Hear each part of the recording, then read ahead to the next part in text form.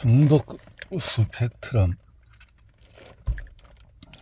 통합의학 의사로서 나는 환자들에게 중독에서 벗어나는 데 자신의 근본적인 건강성들을 인지할 수 있는 도구를 제공하려고 한다. 이 도구들은 헤로인이나 오피오이드는 물론 여러 가지 중독도 적용할 수 있다. 이 책에서 중독의 근본 원인뿐만 아니라 아주 센 그런 약과 더불어서 훨씬 더 다양한 중독을 다루는 것도 이 때문이다. 약물 중독자들은 음주와 흡연 또는 다른 행위 중독으로 보인다.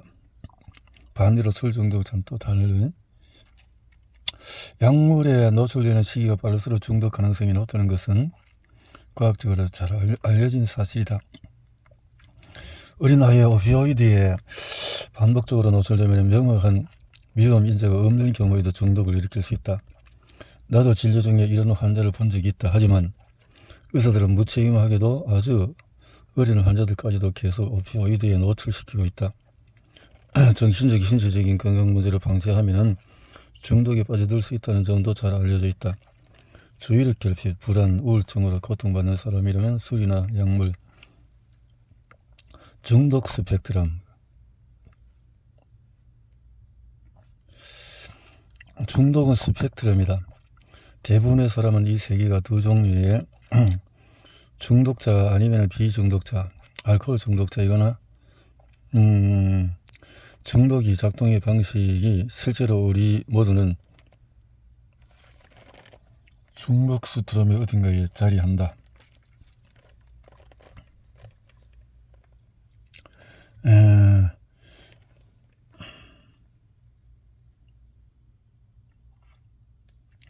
수학과 의사는 중독을 치료하기에 적절하지 않다고 주장하는 의사들 뒤에나 슬픈 진실을 이야기하자면 모든 수학과 의사는 어떻게 하면 아동 청소년들이 중독에 빠지지 않게 할 수 있는지, 일단 중독이 되었다면 어떻게 도와줘야 하는지 잘 알고 있어야 하고 많은 교육을 받아야 한다. 미국에서는 지난 20년 동안 아동 청소년들 사이에 뇌장애와 정신질환 중독이 폭발적으로 늘었다. 불안과 우울증, 주의력 결핍 장애, ADD, 과잉장애 등이 있는 자신이 중독자라 생각하든 아니든 중독으로 고생하는 가족이 있거나 청소년을 가르치는 교사거나 회복을 돕는 사람이거나 누구에게나 이 책이 제공하는 정보를 능력을 부여해 줄 것이다. 폴 토머스 의학 박사와 제니퍼 마글리스 박사, 오리건주에 있는 20년도에 쓰신 것. 영양 부족과 스트레스. 대부분의 사람들이 영양 부족뿐만 아니라 또 살충제, 제초제, 인공색소 들어간 음식을 먹는다. 운동이나 야외 활동 부족으로 충분한 햇빛을 쬐지 못하며 비타민 D 부족이다. 스트레스는 계속 쌓이고 끊임없이 소셜미디어나 폭격을 받고 있고 잠이 부족하다.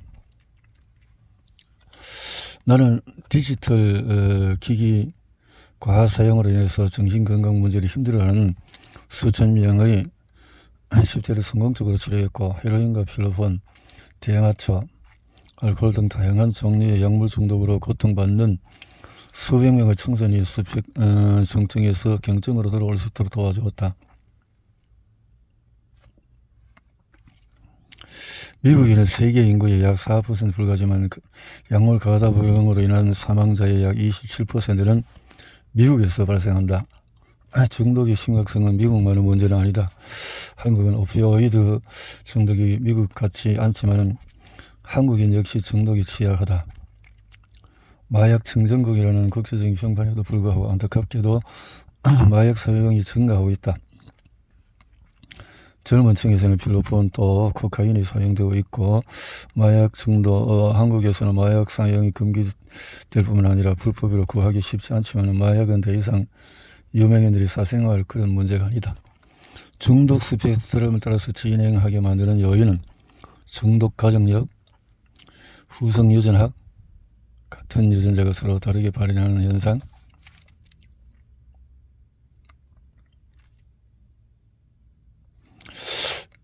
양육과 보호의 결핍, 약물이나 술이 취하지 않는 멘트의 부재, 영양 결핍, 소화관 내 미생물 다양한 부족, 비타민 D와 야외 활동 부족, 약물이나 술에 적이 노출됨, 음식, 공기, 물, 환경 독소에 노출됨. 나는 선교사의 아들로 태어나서 아프리카 로디지아, 오늘날의 로디지아가 짐바브웨의 스와질랜드 잠비아에서 자랐다.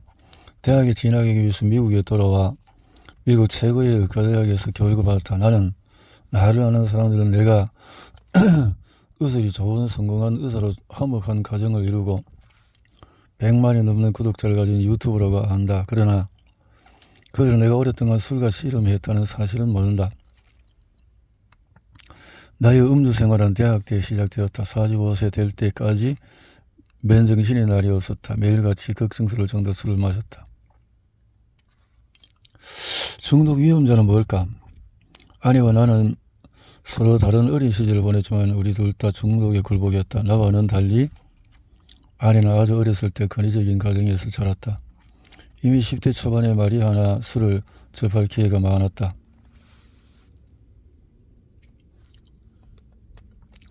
진정한 치료는 약물을 끊는 것만이 아니다.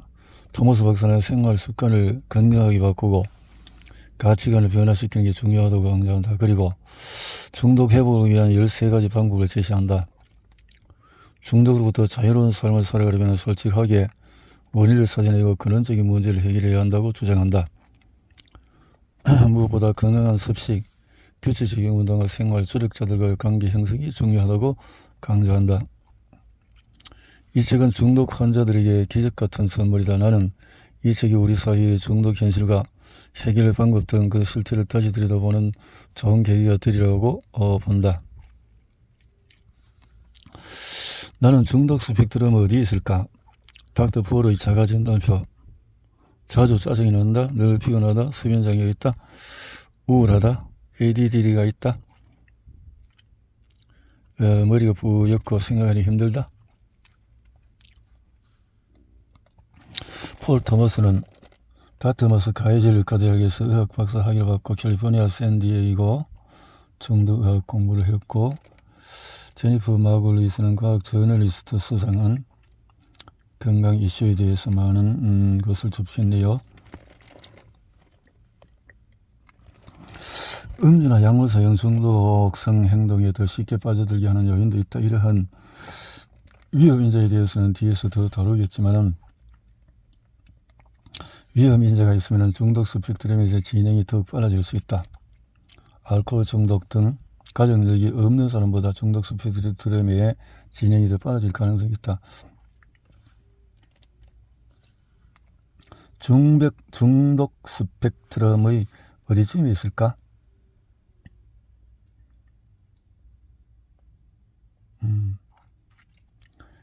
예방 회복 13가지 방법에 대해서. 중독 스펙트럼이란 아파서 병원에 가면 통증 정도를 묻는다. 0은 아무런 통증이 없는 상태고 10은 통증이 최악을 나타내는 것이다. 경증부터 오스팀 리커버리. 고등학교 시절 중독 스펙트럼 따라 출발하다. 고등학교 때 나는 스와질랜드의 수도 음바바네에 있는 기숙학교에 들어갔다. 맥주를 마시고 탄산음료. 나는 중독 스펙트럼 어디쯤 있을까? 유행처럼 퍼지는 중독. 나는 중독 스펙트럼 어디쯤 있을까에 해서 내가 중독 신호를 미리 감지할 수 있는 요인은 뭘지 30년 이상 환자를 진료하면서 내가 배운 것을 정리해본다. 화학물질이 없는 되도록 자연성되어간 음식을 먹는 것은 중독뿐 아니라 그래서 프로바이오틱, 햇빛을 쬐고 등등 해서 알레르기, 자가 면역, 당뇨, 습진, 온갖 이런 것도 많이 나타나고, 게다가 1,500만 명의 미국인이 암을 갖고 있다. 그런데 의사들이 잘 말해주지 않은 사실이 바로 우리 스스로 만성질환을 더 잘 관리하거나 때로 완전히 역전시킬 첫 번째 방어선이 바로 우리 집 마당과 텃밭, 다시 말해서 아침, 점심, 저녁 우리 식탁이라는 사실이다. 무엇을 먹었지, 얼마나 먹었지. 박노선. 중독으로부터 회복하는 동안에도 나는 이 책에 쓴 내용을 알지 못했다. 이 책에서 독자들에게 전하고 싶은 것은 예전에 내가 알았으면 좋겠다는 지식이다. 회복 과정이 좀 더 순조롭고 성공할 가능성이 높은 지식 말이다. 노인과 사냥개 이야기를 혹시 들어본 적이 있을지 모르겠다. 중독에 관한 잘못된 믿음 10가지.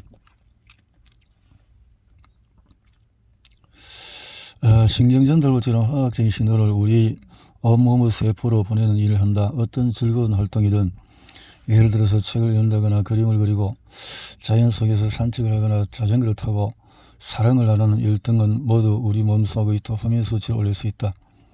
특히 중독성 약물은 뇌와 신체에 도파민을 엄청나게 퍼부어 숨길 수 없는 토치감을 선사한다. 어떤 물질로 도파민 분비를 촉진하는 사람은 그 물질을 더 이상 구할 수 없으면 다른 대체 물질로 향한다. 도파민. 나는 어떻게 중독 스펙트럼을 따라갔나? 비타민 D 결핍. 인간은 왜 이토록 중독에 약할까? 좀 더 간단하게 설명해보자. 모든 중독은 우리 뇌에서 같은 방식으로 작동한다. 인간으로서 우리는 즐거움을 찾도록 프로그래밍 되어 있다. 가태어난 아기를 엄마 몸 위에 내려놓으면 아기는 천천히 저 꼭지가 어디 있는지 찾아 빨기 시작한다. 모유 수유는 아기의 뇌에 영양을 공급하고 즐거움을 채운다. 그 밖에 살가살이 닿는 거 누가 안아주는 필수적이다. 중독은 가까이 있다. 우리는 중독을 일으키는 물질에 익숙하다. 알코올, 니코틴, 만성 또는 급성 통증을 치료하는 데 쓰는 펜타닐, 옥시코돈, 코카인과 헤로인도 자주 들어보았다. 그 발륨, 전악스, 아티반 같은 벤조디아제에 여기에 속한다. 너무 늦은 때는 없다. 오늘부터 시작하자. 누구라도 중독은 위험하다. 예? 많은 중독자가 청소년기를 무사히 넘기지 못한다. 중독은 위험하다.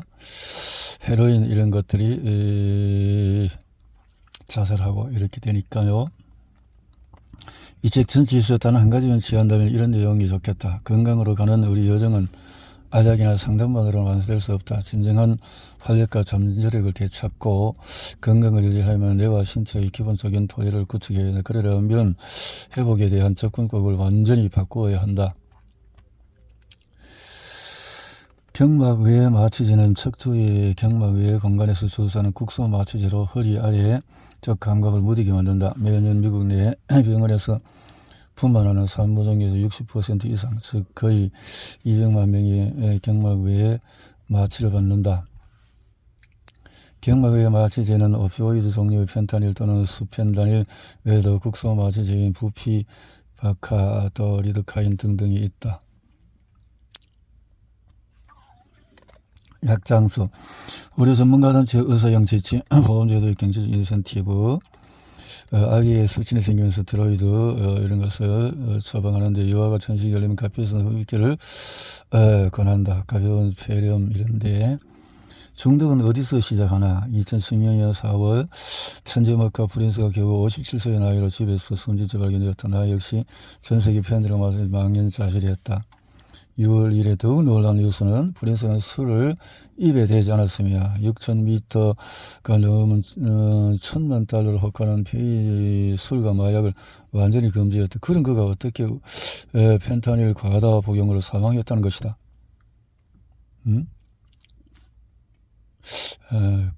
그러니까 뭔가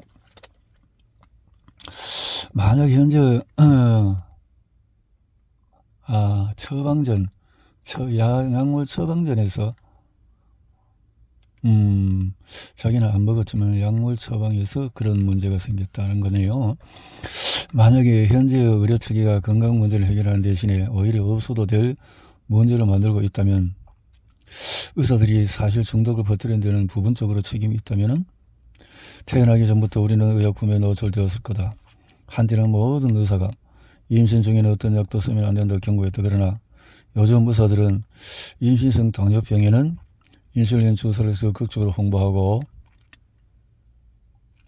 타이레놀을 권하며 또 타이레놀 생활습 이미 아세트아미노펜 모든 연령이 해롭다는 걸 알려줬음에도 이에 대해서 역장에서 다룬다.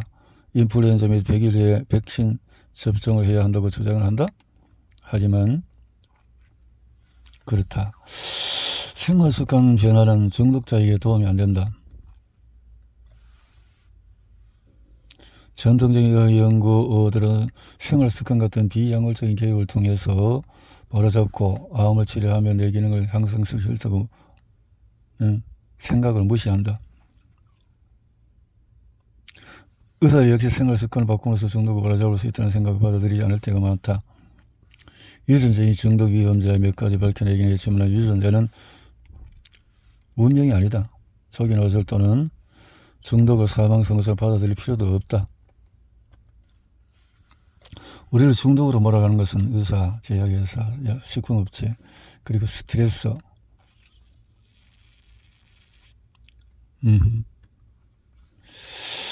술이나 약물은 재미로 하는 거야. 늘 제정신인 건 지루하니까 인간의 뇌는 자극이 필요하다. 사람은 누구나 좋은 기분을 느끼고 싶어 한다. 앞에서도 이야기했고 다시 말할 기회가 있겠지만 쾌락을 추구하는 것은 잘못이 아니다. 모든 건 유전이다. 날 때부터 중독자가 되도록 정해진 사람이 있다. 중독에 대해서 뭔가 비난할 대상이 필요할 때 유전자가 좋은 유전 때문이라고? 또 이렇게 잘못된 내용들이라 이 말이죠. 중독자 스스로 치료를 원하지 않으면 할 수 있는 일은 아무것도 없다. 마이아는 며칠간 약물을 가용하지 않았다. 담당 의사는 마이아를 모르면 정맥주사를 놓고 있다는 사실을 알지 못했다. 나 역시 몰랐다. 그러나 어느 날 저녁 아이들과 마이아가 밥을 먹다가 졸고 발음이 불분명하고 그럴 때 비틀거린다는 것을 알아차렸다. 겁이 났다. 나는 마이아 문제에 개입하려고 준비했다. 우리 집 가족 상당수와 마이아의 친한 친구 셋 한자리 모였다. 아이들이니까 술과 약물을 시험삼아 하는 건 괜찮다? 워커는 고등학교 1학년 때 합격은 대마초를 피우기 시작했다. 리사는 14살 때 술과 와인을 훔치기 시작했다. 샘은 15살 때 약물 문제로 꾸중들은 콧방이도 끼지 않았다. 샘이 말했다. 샘의 약을 한다고 너무 심각할 거 없어요. 샘이 말했는데 샘의 삼촌이 코카인 과다 복용으로 30대 사망을 한다면 어떨까? 샘은 자신에게는 결코 그런 일이 일어날 철석까지 믿고 있다. 저는 코카인 절대 안 해요.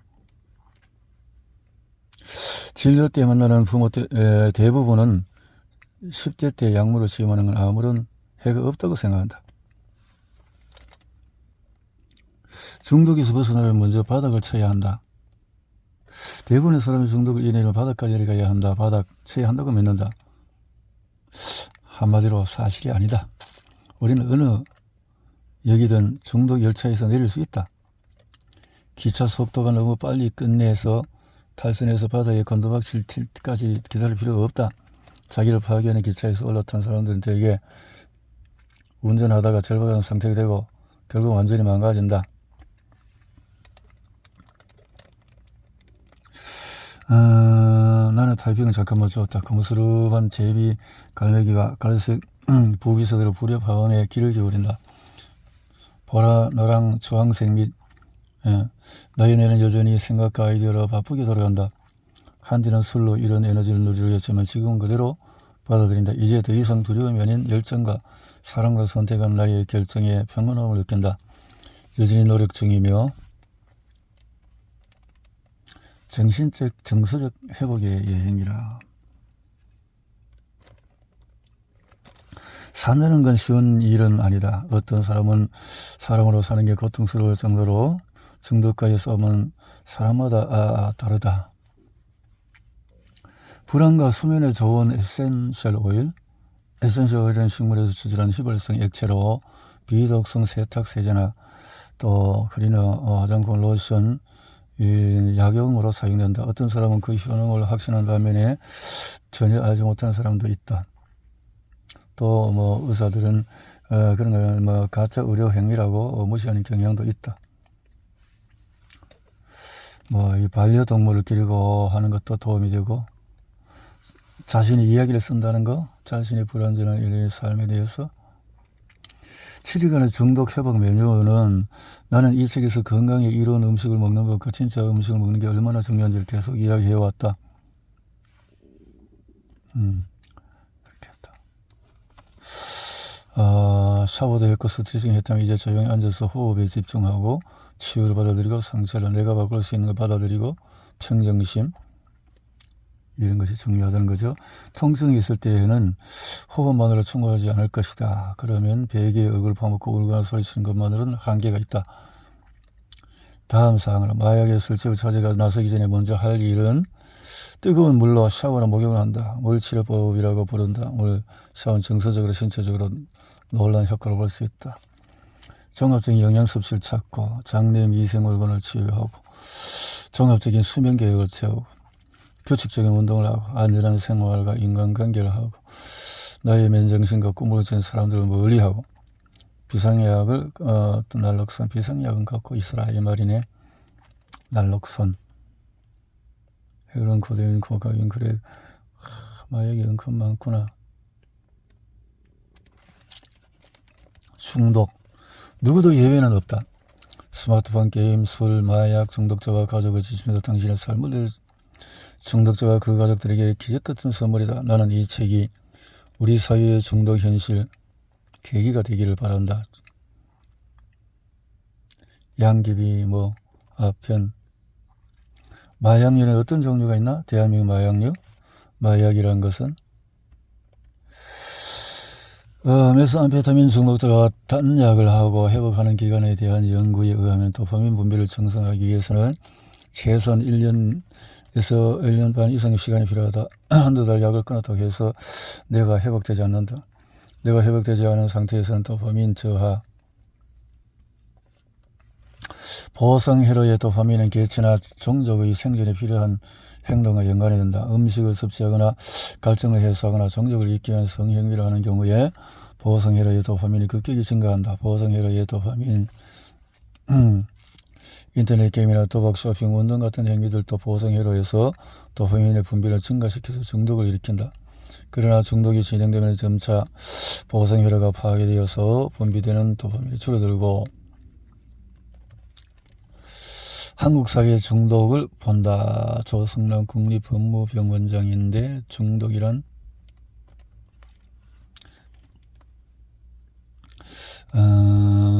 다음과 같은 경우는 집중, 자살 계획이 있거나 죽을 만큼 죽고 싶다, 정신질환이 있는 데서 심해진다, 는 그렇다. 그런 특징에 따라서 나는 통합의학의사로서 이 디지털 시대의 전자기장 노출을 제한하기 위한 조치를 취하는 것이 중요하다. 무릎 위에 노트북을 제한한다. 전자기장 노출을 제한하기 위한 조치를 노트북 제한한다. 휴대가 간편한 노트북 컴퓨터는 그렇구나. 전자기장의 고에너지 원인으로 무릎에 바로 올려놓지 않는 것이 가장 좋다. 컴퓨터는 무릎 위가 아니라 책상 위에 들어간다. 임산부는 특히 무릎 위에 노트북 올려놓지 않는다. 어쩔 수 없이 방사선 차폐용품을 구입해서 기계와 무릎 사이에 끼운다. 전화기를 머리에 대지 않는다. 전화기를 머리에 대거나 그렇게 하면 전화기를 머리에 대지 않는다. 전화기를 머리에 대거나 전자기기를 장신구처럼 작용하는 것은 가능한 피한다. 통화를 할 때 스피커폰이나 헤드폰을 사용하고 무슨 일이 있든 자는 동안에 전화기를 머리맡에 두고 충전하면 안 된다. 이미 말한 것처럼 일단 전화기와 컴퓨터는 침실에 두지 않는 것이 좋다. 전자기장 발생시키기 때문에. 그래서 장치를 살 때는 플러그를 뽑는다. 컴퓨터, 태블릿, 없고 케이블 전자기 뭐라고? 전자기장은 전기를 전도하는 물체에 의해서 만들어지는 힘의 장이다. 집에 있는 가전제품과 전자기기, 예컨대 냉장고, 컴퓨터, 무선 라우터, 전기난로 등이 모두 전자기장을 발생시킨다.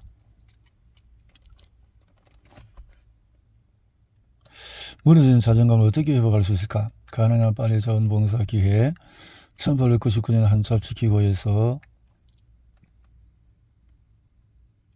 중독되었다는 것을 알 수 있는 단서는 줄곧 그 생각한다는 거죠. 그 행동을 하는데 너무 많은 시간을 또 부정적인 감정을 대처하기 위해 그 일을 하고 또 신체적인 정신적으로 해가 되는데도 줄이려고 하지만 안 된다. 그만하려고 하면 짜증이 난다. 가족의 심각성 이렇게 되는 거, 벌써 중독이 되었다는 거죠. 정상적인 행동이 아니면 비정상적인 집착인가? 중독이 될 가능성이 있는 대부분의 행동은 적당히만 하면 정상적. 이런 즐거운 활동이 파괴적인 운동으로 변하는 건 언제일까? 집착을 하게 되면 중독 스펙트럼을 따라서 더 멀리 나아간다. 그 행동에 몰두할 수 있는 기회를 점점 더 많이 찾는다.